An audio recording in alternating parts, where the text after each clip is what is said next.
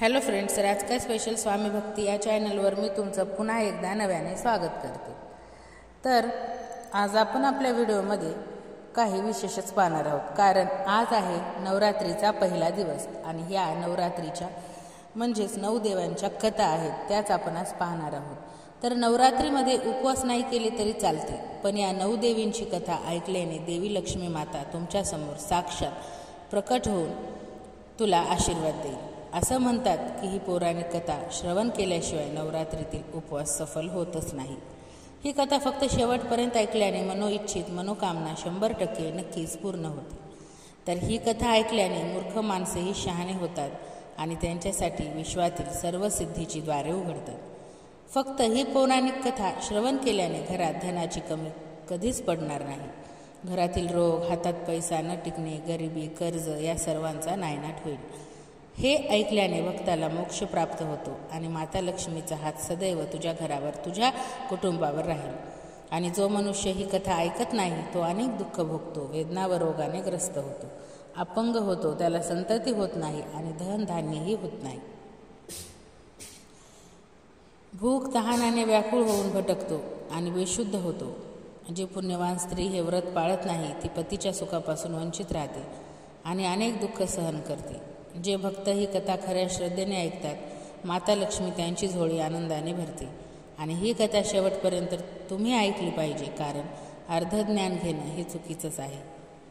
चला तर मग कथेला सुरुवात करण्यासाठी, देवी लक्ष्मीचा आशीर्वाद प्राप्त करण्यासाठी तसाच घरातील धनसंपत्तीसाठी आत्ताच कमेंट बॉक्समध्ये ओम धनाय नमो नमः टाईप करा आणि हा व्हिडिओ लाईक करून आपल्या चॅनलला नक्की सबस्क्राईब करायला विसरू नका। चला तर मग या पवित्र कथांना आता आपण सुरुवात करूया। ज्या कथा तुम्हाला शेवटपर्यंत ऐकायच्या आहेत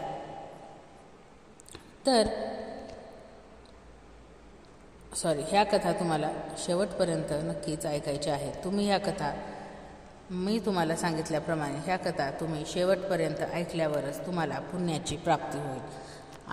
अर्धवट कथा, अर्धवट ज्ञान हे कधीही धोकादायकच असतं, हे तर तुम्हाला माहीतच आहे।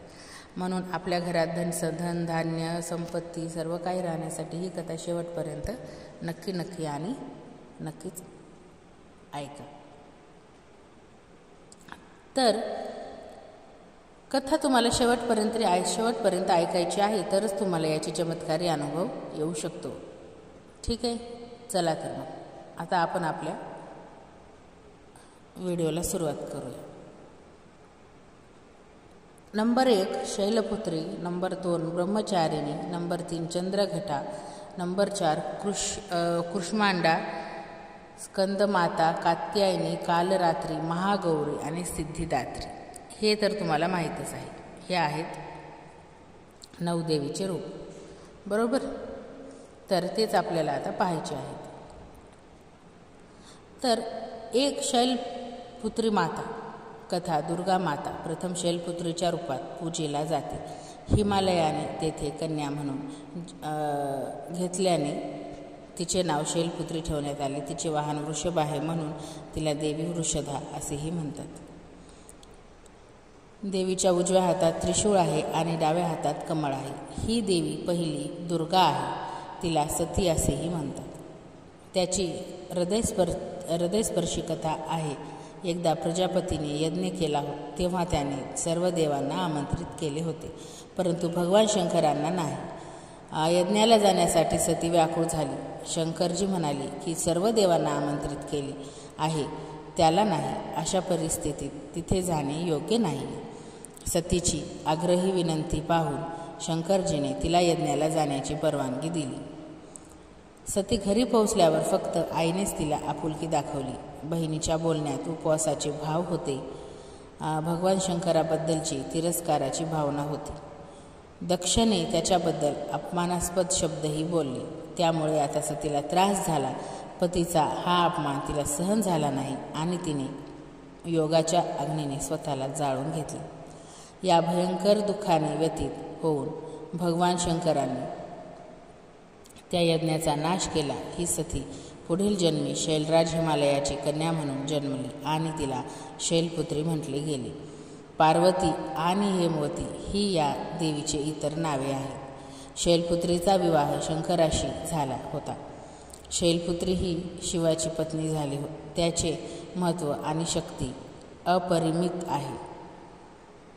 माता शैलपुत्रीची पूजा कशी करावी? नवरात्रीच्या पहिल्या दिवशी सर्व नद्या, तीर्थक्षेत्र आणि दिशा शैलपुत्री मातेच्या पूजेचे आवाहन केले जाते. नवरात्रीच्या पहिल्या दिवसापासूनच शेवटच्या दिवसापर्यंत पूजेत कापूर वापरणे अत्यंत शुभ मानले जाते. असे म्हणतात की दुर्गादेवीच्या पूजेमुळे कापूर वापरल्याने भक्तांना तिचा विशेष आशीर्वाद मिळतो. माता शैलपुत्री देवीचा मंत्र. देवी सर्वभूतेषु शैलपुत्री रूपेण संस्थिता किंवा आणि दुसरा मंत्र म्हणजे सर्वभूतेषु शैलपुत्री रूपेण संस्थिता. तर नंबर 2 ब्रह्मचारिणी माता. कथा नवरात्रीच्या दुसऱ्या दिवशीची.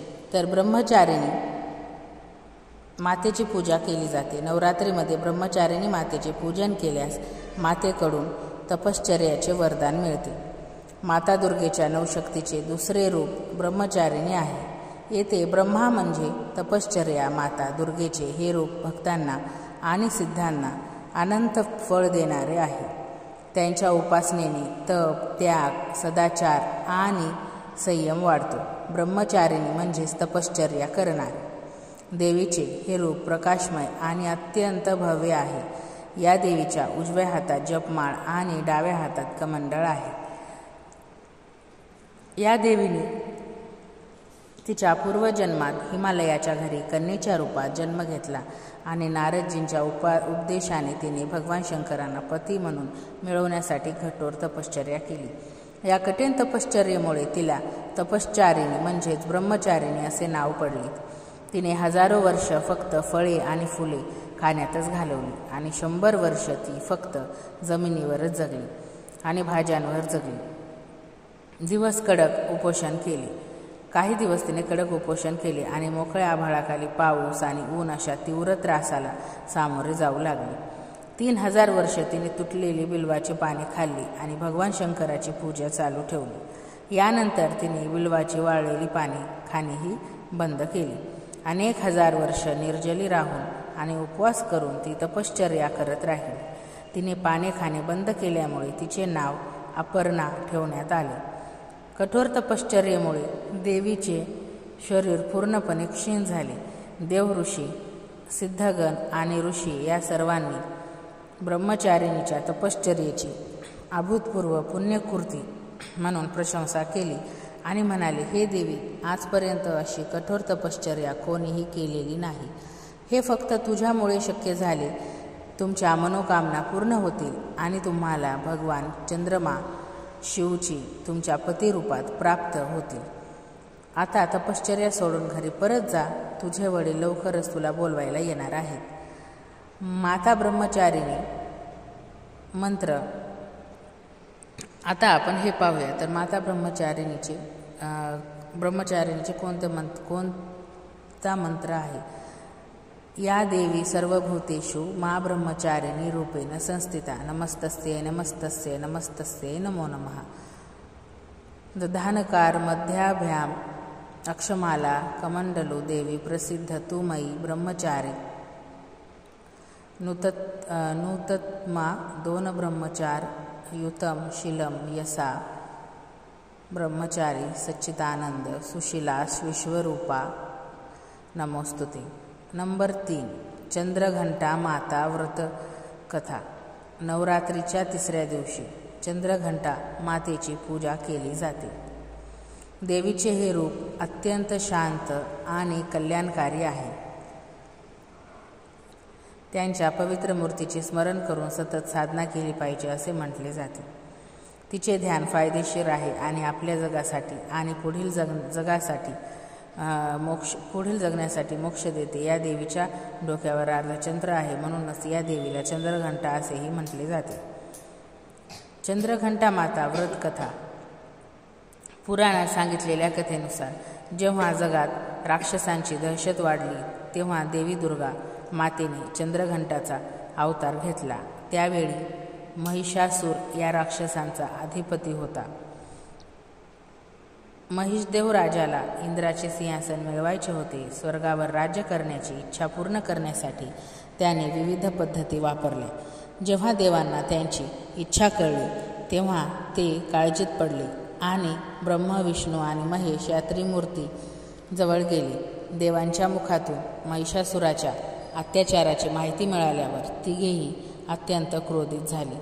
त्याचवेळी त्यांच्या मुखातून निर्माण झालेल्या ऊर्जेतून देवी दर्शन झाले. भगवान विष्णूने या देवीला चक्र दिले, तर भगवान शिवाने आपले त्रिशूल दिले आणि ब्रह्मदेवाने आपले कमंडलू दिले. अशा प्रकारे सर्व देवांनी देवीला काही ना काही अर्पण केले. सर्वांची परवानगी मिळाल्यावर देवी चंद्रघंटा महिषासुराकडे गेली. मातेचे महाकाय रूप पाहून महिषासूर राक्षसाला समजले होते की आता आपला अंत निश्चित आहे. असे असतानाही राक्षसांनी चंद्रघंटा मातेवर हल्ला करण्यास सुरुवात केली. भयंकर युद्धात महिषासूर काळाच्या जाळात अडकला होता आणि देवीने सर्व देवांचे रक्षण केले. नंबर 4. कुष्मांडा माता. कथा नवरात्रीच्या 4थ्या दिवशीची. कुष्मांडा देवीची पूजा केली जाते. या देवीला कुष्मांडा असे नावही पडले आहे, कारण ती तिच्या मंद हलक्या हास्याद्वारे म्हणजेच विश्वाची निर्मिती करते. दुःख दूर करणारी आई म्हणतात. सूर्य हे त्यांचे निवासस्थान मानले जाते. त्यामुळे मातेच्या या रूपामागे सूर्याचे तेज दिसून येते. त्याला 8 हात असून ती सिंहासनावर स्वार होते. कुष्मांडा देवीची कथा. कुष्मांडा देवीला 8 हात आहेत म्हणून तिला अष्टभुजा म्हणतात. तिच्या 7 हातांमध्ये अनुक्रमे कमंडल, धनुष्यबाण, कमळाचे फूल, अमृताने भरलेले भांडे, चक्र आणि गदा आहे. 8व्या हातात एक नाम जपमाळ आहे, ज्यामुळे सर्व सिद्धी आणि संपत्ती मिळते. या देवीचे वाहन सिंह असून तिला कुंभारा असा यज्ञ आवडतो. संस्कृतीत कुंभाराला कुष्मांडा म्हणतात, म्हणूनच या देवीला कुष्मांडा म्हणतात. ही देवी सूर्यमालेतील जगात वास्तव्य करते. सूर्याच्या जगात राहण्याची ताकद फक्त त्यांच्याकडे आहे. त्यामुळे त्यांच्या शरीरातील तेज सूर्यासारखे तेजस्वी आहे. त्यांच्या प्रकाशाने सर्व 10 दिशा प्रकाशित होतात. त्यांच्या महिमा विश्वातील सर्व वस्तू आणि प्राण्यांमध्ये आहे. या देवीची नवरात्रीच्या 4थ्या दिवशी निर्मळ मनाने पूजा करावी. यामुळे भक्तांचे रोग आणि दुःख नष्ट होते आणि त्याला जीवन, कीर्ती, शक्ती आणि आरोग्य मिळते. ही देवी खूप कमी सेवा आणि भक्तीने प्रसन्न होते, आशीर्वाद देते. जो खऱ्या मनाने उपासना करतो तो सहजच परमपदाला प्राप्त होतो. विधीनुसार पूजा केल्याने भक्ताला थोड्याच वेळात कृपेची सूक्ष्म अनुभूती येऊ लागते. ही देवी माणसाला रोगांपासून मुक्त करते, त्याला सुख, समृद्धी आणि प्रगती देते. शेवटी भक्तांनी या देवीची पूजा करण्यासाठी सदैव तत्पर असले पाहिजे. नंबर 5. स्कंदमाता. कथा. नवरात्रीच्या 5व्या दिवशी स्कंदमातेची पूजा केली जाते. भगवान शिव आणि माता पार्वतीचा पुत्र कार्तिकेय याला स्कंद म्हणूनही ओळखले जाते. भगवान स्कंदांना माता पार्वतीने प्रशिक्षण दिले होते. स्कंदमाता ही हिमालयाची कन्या पार्वती आहे. तिला महेश्वरी आणि गौरी म्हणूनही ओळखले जाते. हिमालयाच्या पर्वतराजाची कन्या असल्यामुळे तिला पार्वती म्हणतात. स्कंदमाता जलद कथा पर्वतावर राहून सांसारिक प्राण्यांमध्ये नवचैतन्य निर्माण करणारी स्कंदमाता. नवरात्रीच्या 5व्या दिवशी या देवीची पूजा केली जाते. तिच्या कृपेने मूर्खही शहाणा होतो असे म्हणतात. ती स्कंदकुमार कार्तिकेयाची माता असल्याने तिचे नाव स्कंदमाता असे ठेवण्यात आले आहे. त्यांच्या मूर्तीमध्ये भगवान स्कंद बाल स्वरूपात त्यांच्या मांडीवर विराजमान आहेत. या देवीला 4 हात आहेत. त्यांनी आपल्या उजव्या वरच्या हाताने स्कंदाला आपल्या मांडीत धरले आहे. खालच्या हातामध्ये कमळाचे फूल आहे. डाव्या बाजूस वरचा हात वरद मुद्रामध्ये आहे आणि खालच्या बाहूमध्ये कमळाचे फूल आहे. त्यांचा रंग अतिशय गोरा आहे. ती कमळाच्या आसनावर बसते म्हणून याला पद्यासन असे म्हणतात. सिंह हे त्यांचे वाहन आहे. शास्त्रात त्यांचे मोठे महत्त्व सांगितले गेले आहे. त्यांची पूजा केल्याने भक्ताच्या सर्व मनोकामना पूर्ण होतात. भक्ताला मोक्ष मिळतो. सूर्यमालेची प्रमुख देवता असल्याने तिचा उपासक अलौकिकपणे तेजस्वी होतो, ज्यामुळे तो साधक किंवा भक्त आपले चित्त एकाग्र आणि शुद्ध ठेवून या देवीची उपासना करतो. त्याला अस्तित्वाचा सागर पार करताना कोणतीही अडचण येत नाही. त्याच्या उपासनेने मोक्षाचा मार्ग सुगम होतो. ही देवी म्हणजे विद्वान आणि सेवक निर्माण करणारी, म्हणजे चैतन्य निर्माण करणारी शक्ती आहे. कालिदासांनी लिहिलेल्या रघुवंश महाकाव्य मेघदूत रचना स्कंदमातेच्या कृपेने शक्य झाल्या असे म्हणतात. नंबर 6. कात्यायनी माता. कथा. नवरात्रीच्या 6व्या दिवशी कात्यायनी मातेची पूजा केल्याने अविवाहित मुलींच्या लग्नात येणाऱ्या सर्व अडचणी दूर होतात. त्यांना योग्यवराची प्राप्ती होते असे मानले जाते की द्वापार युगातही गोपींनी भगवान श्रीकृष्णाला पती म्हणून प्राप्त करण्यासाठी माता कात्यायनीची पूजा केली. कुंडलीत बहुस्फूर्ती अशुभ असेल तर माता कात्यायनी पूजन केल्याने बहुस्फूर्तीचे परिणाम टळू लागतात. त्यांची उपासना केल्याने अज्ञान चक्र जागृत होते. कात्यायनी आईची कथा. पौराणिक कथेनुसार महर्षी कात्यायन यांनी माता आदिशक्तीसाठी कठोर तपश्चर्या केली होती. त्यांच्या तपश्चर्येवर प्रसन्न होऊन त्यांच्या आईने त्यांना कन्या म्हणून जन्म घेण्याचे वरदान दिले. महर्षी कात्यायन त्यांच्या आश्रमात आईचा जन्म झाला. आईचे पालनपोषण कात्यायन ऋषींनी केले. पुराणानुसार ज्या काळात महिषासुर नावाच्या राक्षसांचा अत्याचार खूप वाढला होता, त्यावेळी त्रिमूर्तीच्या तेजातून मातेचा जन्म झाला. अश्विन महिन्यातील कृष्ण पक्षातील चतुर्दशीला कात्यायन ऋषींच्या पोटी आईंचा जन्म झाला. त्यानंतर कात्यायन ऋषींनी त्यांची 3 दिवस पूजा केली. मातेने दशमी तिथीला महिषासुराचा वध केला होता. त्यानंतर शुभ आणि निशुंभ यांनीही स्वर्गावर आक्रमण करून इंद्राचे सिंहासन हिसकावून घेतले आणि 9 ग्रहांना ओलीस घेतले. त्यांनी अग्नी आणि हवेची शक्ती पूर्णपणे काढून घेतली होती. या दोघांनी देवतांचा अपमान करून त्यांना स्वर्गातून हकलून दिले होते. यानंतर सर्व देवांनी मातेची स्तुती केली. त्यानंतर मातेने शुंभ आणि निशुंभाचा वध करून देवांना संकटातून मुक्त केले, कारण आईने देवांना वरदान दिले होते की संकट समयी ती नक्कीच त्यांचे रक्षण करणार. नंबर 7. कालरात्री माता. कथा. नवरात्रीच्या 7व्या दिवशी म्हणजेच महासप्तमीला माता कालरात्रीची पूजा केली जाईल. जसे तिचे नाव आहे तसेच तिचे रूप आहे. मोकळ्या केसांची चंद्रहीन रात्रीपेक्षाही काळी माता कालरात्रीची प्रतिमा पाहून भूते पळून जातात. आईचा रंग काळा आहे. मोकळ्या केसांची ही आई गर्भावर बसली आहे. त्यांच्या श्वासातून भीषण आग निघते. एवढे भयंकर रूप असून ती एका हाताने भक्तांना संरक्षण देत आहे. मधुकेताबाच्या हत्यात आईचे योगदान होते. आईचे भय उत्पन्न करणारे रूप केवळ दृष्टांतासाठीच असते. आई तिच्या भक्तासाठी अत्यंत शुभ आहे. अनेक ठिकाणी शुभंकारी या नावानेही ती ओळखली जाते. काल रात्री माता पवित्र कथा या नावावरून असे दिसून येते की माता दुर्गेची ही 7वी शक्ती काल रात्री म्हणून ओळखली जाते.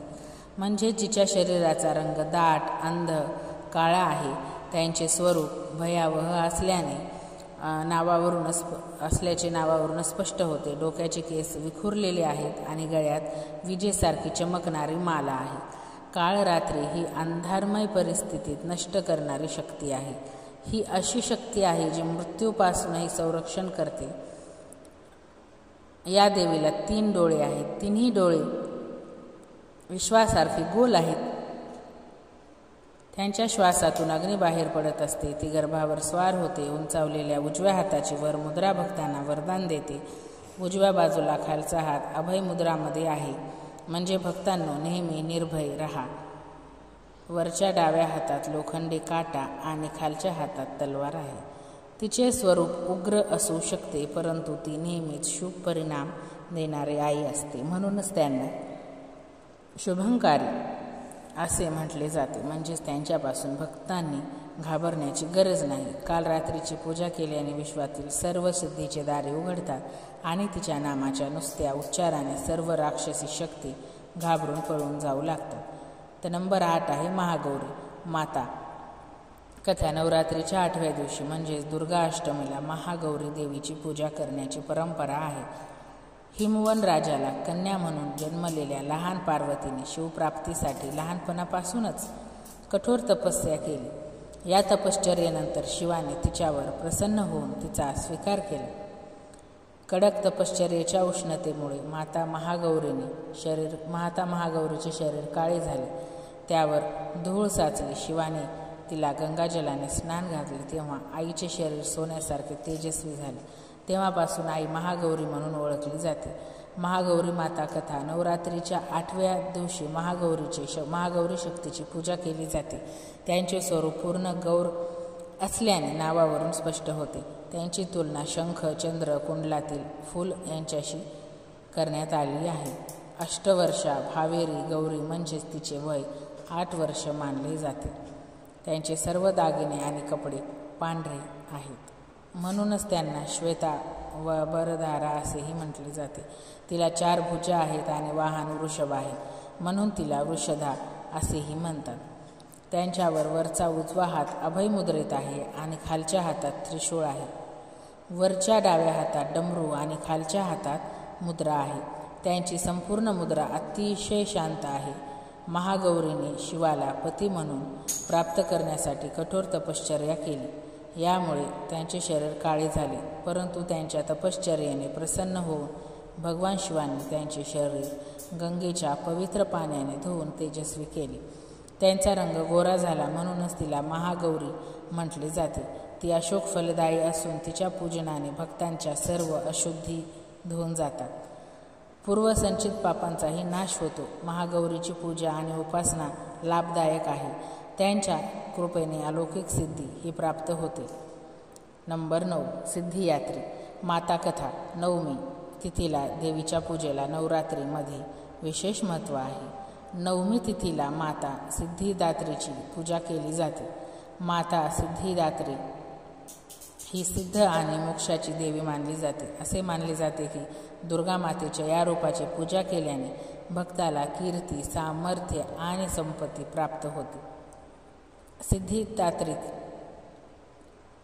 माता कथा. दुर्गेच्या 9व्या शक्तीचे नाव सिद्धिदात्री आहे.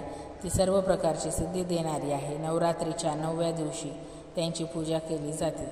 या दिवशी शास्त्रीय विधी आणि पूर्ण भक्तिभावाने साधना करणाऱ्या भक्ताला सर्व सिद्धी प्राप्त होतात. विश्वातील कोणतीही गोष्ट त्यांच्यासाठी अगम्य राहत नाही. तिला विश्वावर संपूर्ण विजय मिळवण्याची शक्ती प्राप्त होते. मार्कंडेय पुराणानुसार अनिमा, महिमा, गरिमा, लगिमा, प्राप्ती, प्राकम्य, अशित्व, वाशित्व ही 8 सिद्धी आहेत. ब्रह्मवैवर्त पुराणात श्रीकृष्ण जन्म विभागात ही संख्या 18 सांगितली जाते. त्यांची नावे पुढीलप्रमाणे आहेत: अनिमा, लगिमा, प्राप्ती, प्राकाम्य, महिमा, ईश्वित, वाश्वित, सर्व काम वसात, सर्वज्ञ, दूरश्रवण, पराकाय, प्रवेशन, वाक्सिद्धी, कल्पवृक्षत्व, सृष्टी, सहारा, सामर्थ्य, अमरत्व, सर्व न्यायकत्व, भावना, सिद्धिदात्री या सर्व सिद्धी भक्तांना आणि साधकांना प्रदान करण्यास सक्षम आहेत. देवी पुराणानुसार भगवान शिवाने आपल्या कृपेनेच ही सिद्धी प्राप्त केली होती. त्यांच्या दयाळूपणामुळेच भगवान शिवचे अर्ध शरीर देवीचे बनले. या कारणास्तव ते लोकांमध्ये अर्धनारीश्वर या नावाने प्रसिद्ध झाले. माता सिद्धिदात्री 4 हातांची आहे. सिंह हा त्यांचा वावर आहे. ती कमळावर फुलावर बसते. त्यांच्या खालच्या उजव्या हातात कमळाचे फूल आहे. माता सिद्धिदात्रीचा आशीर्वाद मिळवण्यासाठी सतत प्रयत्न करणे हे प्रत्येक मानवाचे कर्तव्य आहे. त्यांच्या उपासनेकडे वाटचाल करा. त्यांच्या कृपेने तो अनंत दुःखाच्या जगापासून अलिप्त राहून सर्व सुखांचा उपभोग घेऊन मोक्ष प्राप्त करू शकतो. नवदुर्गामध्ये माता सिद्धिदात्री शेवटची आहे. शास्त्रीय विधीनुसार इतर 8 दुर्गांची पूजा करताना दुर्गा पूजेच्या 9व्या दिवशी भक्त त्यांच्या पूजेत मग्न होतात। या सिद्धिदात्री मातेची आराधना केल्यानंतर भक्तांच्या आणि साधकांच्या सर्व सांसारिक आणि आध्यात्मिक इच्छा पूर्ण होतात। सिद्धिदात्री मातेचा आशीर्वाद असलेल्या भक्तांमध्ये अशी कोणतीही इच्छा उरलेली नाही जी त्याला पूर्ण करायची आहे। तो सर्व सांसारिक इच्छा, गरजा आणि वासनांपासून वर उठतो आणि माता भगवतीच्या दिव्य जगात मानसिकरित्या भटकतो। तिची कृपा रस पित असतो आणि इंद्रिय सुखांपासून शून्य होतो। मातेची अंतिम उपस्थिती हीच त्यांचे सर्वस्व बनते। हे सर्वोच्च पद मिळाल्यानंतर त्याला इतर कशाचीही गरज लागत नाही। मातेच्या चरणांचे हे सानिध्य मिळवण्यासाठी आपण नियमांचे पालन करून तिची अखंड पूजा केली पाहिजे। देवी भगवतीचे स्मरण, ध्यान आणि आराधना केल्याने आपल्याला या जगाची शुद्रतेची जाणीव होते। खऱ्या परम शांततेकडे आपल्याला नेले जाते। त्यांची पूजा केल्याने व्यक्तीला अनिमा, लघिमा, प्राप्ती, प्राकाम्य, वैभव, इष्टत्व, सर्व गोष्टींची इच्छा, दूरश्रवण, पराकाम, प्रवेश, वक्षसिद्ध, अमृतत्व, भावना सिद्धी इत्यादी सर्व सिद्धी प्राप्त होतात। आजच्या युगात एवढी अवघड तपश्चर्या कोणी करू शकत नाही, पण जप, तपश्चर्या आणि आपल्या क्षमतेनुसार उपासना केल्याने मातृदेवतेच्या आशीर्वादाला प्राप्त होते। हा श्लोक साधा आणि स्पष्ट आहे। प्रत्येक सामान्य माणसाने पूजेला योग्य आहे। माता जगदंबेची भक्ती मिळवण्यासाठी नवरात्रीच्या 9मीच्या दिवशी तिचे नामस्मरण करावे। भक्तांनो, आता आपण नवरात्री व्रत कथा ऐकणार आहोत, जी तुमच्या भाग्यात चमत्कार करेल। ही कथा ऐकल्याने सर्व रोग, संकटे, दुःख, भीती, शत्रू, कितीही त्रास देणारी, रडवणारी चिंता पळून जाईल आणि तुमच्याकडे धन, संपत्ती, सुख, समृद्धी येईल। तुम्हाला आयुष्यात काहीच कमी पडणार नाही आणि तुमच्या सर्व इच्छा पूर्ण होतील। त्यामुळे ही नवरात्र व्रत कथा तुम्ही शेवटपर्यंत ऐका। एकदा बृहस्पतीजींनी ब्रह्मदेवांना म्हणाले, ब्रह्मजींना म्हणाले, हे महान ब्राह्मण, चैत्र आणि अश्विन महिन्याच्या शुक्ल पक्षात नवरात्रीचे व्रत आणि उत्सव का पाळले जातात? या व्रताचे फलित काय आहे ते पाहणे कसे योग्य आहे? हे व्रत प्रथम कोणी पाळले तर सविस्तर सांग। असा बृहस्पतीजींचा प्रश्न ऐकून ब्रह्माजी म्हणाले, हे बृहस्पती जीवांच्या कल्याणासाठी तुम्ही खूप छान प्रश्न विचारला आहे। धन्य ते लोक जे दुर्गा, महादेव, सूर्य आणि नारायण यांचे ध्यान करतात, जे त्यांच्या सर्व इच्छा पूर्ण करतात। हे नवरात्रीचे व्रत सर्व मनोकामना पूर्ण करणार आहे। असे केल्याने ज्याला पुत्राची इच्छा आहे त्याला पुत्र प्राप्ती होते, धनाची इच्छा असणाऱ्याला धन प्राप्ती होते, ज्याला ज्ञानाची इच्छा आहे त्याला ज्ञान प्राप्त होते आणि ज्याला सुखाची इच्छा आहे त्याला सुख प्राप्त होते। हे व्रत केल्याने आजारी व्यक्तीचे आजार बरे होतात, सर्व संकट दूर होतात आणि घरामध्ये समृद्धी वाढते आणि विवाहित स्त्रीला पुत्रप्राप्तीही होते। सर्व पापांपासून मुक्ती मिळते आणि मनातील इच्छा पूर्ण होतात। हा नवरात्री व्रत न पाळणारा मनुष्य अनेक दुःख भोगतो, वेदना व रोगाने ग्रस्त होतो, अपंग होतो, त्याला संतती होत नाही आणि धन ध्यानहीन होतो। भूक तहानेने व्याकुळ होऊन तो भटकत राहतो आणि बेशुद्ध होतो। जी पुण्यवान स्त्री आहे हे व्रत पाळत नाही ती पती दुःखांपासून वंचित राहते आणि अनेक दुःख सहन करते। जर उपवास करणाऱ्याला दिवसभर उपवास करता येत नसेल तर त्याने एक वेळ भोजन करून नवरात्रीच्या उपवासाची कथा 10 दिवस नातेवाईकांसह ऐकावी। अरे बृहस्पती, ज्यांनी पूर्वी हे महान व्रत केले त्याची कथा मी तुम्हाला सांगतो, तुम्ही लक्षपूर्वक ऐका। अशा प्रकारे ब्रह्माजींचे शब्द ऐकून बृहस्पतीजी म्हणाले, हे ब्राह्मण, मनुष्याचे कल्याण करणाऱ्या या व्रताचा इतिहास मला सांगा, मी लक्षपूर्वक ऐकत आहे। तुमच्याकडे शरण आलेल्या माझ्यावर दया करा। ब्रह्माजी म्हणाले, प्राचीन काळी मनोहर नगरात पिठत नावाचा एक अनाथ ब्राह्मण राहत होता. तो दुर्गादेवीचा भक्त होता. सुमती नावाची एक अतिशय सुंदर मुलगी सर्व गुणांनी युक्त होती. ती मुलगी सुमती बालपणी वडिलांच्या घरी मैत्रिणीसोबत खेळत असताना शुक्ल पक्षात चंद्राची अवस्था जशी वाढते तशीच वाढू लागली. रोज तिचे वडील दुर्गापूजा आणि होमार्पण करत असत, तेव्हा ती नियमानुसार तिथे हजर असायची. एके दिवशी सुमती आपल्या मैत्रिणींसोबत खेळण्यात व्यस्त झाली आणि भगवतीच्या पूजेला हजर राहिली नाही. आपल्या मुलीचा असा निष्काळजीपणा पाहून तिच्या वडिलांना राग आला आणि ते मुलीला म्हणाले, अरे दुष्ट कन्या, आज तू भगवतीची पूजा केली नाहीस म्हणून मी तुझा विवाह कुष्ठरोगी किंवा गरीब व्यक्तीशी करेन. वडिलांचे असे बोलणे ऐकून सुमतीला खूप वाईट वाटले आणि ती आपल्या वडिलांना म्हणाली, अरे बाबा, मी तुझी मुलगी आहे, मी तुझ्या अधीन आहे, तुझ्या इच्छेप्रमाणे तुला वाटेल तसे कर. तुम्ही माझे लग्न एखाद्या राजाशी, पैलवानाशी, गरीब माणसाशी किंवा तुमची इच्छा असेल त्याच्याशी करू शकता, पण माझ्या नशिबात जे लिहिले आहे ते होईलच. माझी अढळ श्रद्धा आहे की जो कोणी काम करतो त्याला त्याचप्रमाणे फळ मिळते. त्याचे कृत्य कारण मनुष्य जे करतो ते देवाच्या नियंत्रणाखाली आहे, परंतु फळ देणे हे देवाच्या नियंत्रणाखाली आहे. उदाहरणार्थ, जेव्हा ते आगीत पडते तेव्हा ते अधिक तेजस्वी होते. अशा प्रकारे मुलीने निर्भयपणे शब्द ऐकून ब्राह्मणाला राग आला आणि त्याने आपल्या मुलीचे लग्न एका पैलवानाशी लावून दिले आणि अतिशय क्रोधित होऊन तो आपल्या मुलीला म्हणाला, हे कन्या, आपल्या कृतीचे फळ भोग नशिबावर अवलंबून राहून काय करतात ते बघ, ते मी बघतो. वडिलांचे असे कठोर शब्द ऐकून सुमती मनात विचार करू लागली, अरे असा नवरा मला मिळाला हे माझे मोठे दुर्दैवी आहे. अशा प्रकारे आपल्या दुःखाचा विचार करून ती मुलगी आपल्या पतीसह जंगलात गेली आणि त्यांनी ती रात्र त्या भयानक कुशाने भरलेल्या निर्जन जंगलात अत्यंत दुःखाने घालवली.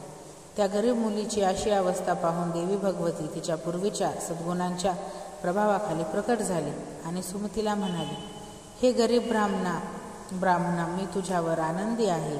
तुला पाहिजे ती वरदान तुम्ही मागू शकता. दुर्गा मातेचे हे शब्द ऐकून ब्राह्मण म्हणाला, मला सांग, तू कोण आहेस? ब्रह्माजीचे असे शब्द ऐकून देवी म्हणाली की मी आदिशक्ती भगवती आणि मी ब्रह्मविद्या सरस्वती आहे. जेव्हा मी आनंदी असते तेव्हा मी जीवांचे दुःख दूर करून त्यांना सुख प्रदान करते. हे ब्राह्मण, तुझ्या मागील जन्माच्या पुण्याचा प्रभाव तुझ्यावर पडल्याने मी प्रसन्न झाली आहे. ऐक, मी तुला तुझ्या मागच्या जन्माची गोष्ट सांगते. तुझ्या मागील जन्मी तू निषाद म्हणजेच भीलची पत्नी होतीस आणि तुझ्या पतीवर खूप भक्त होतीस.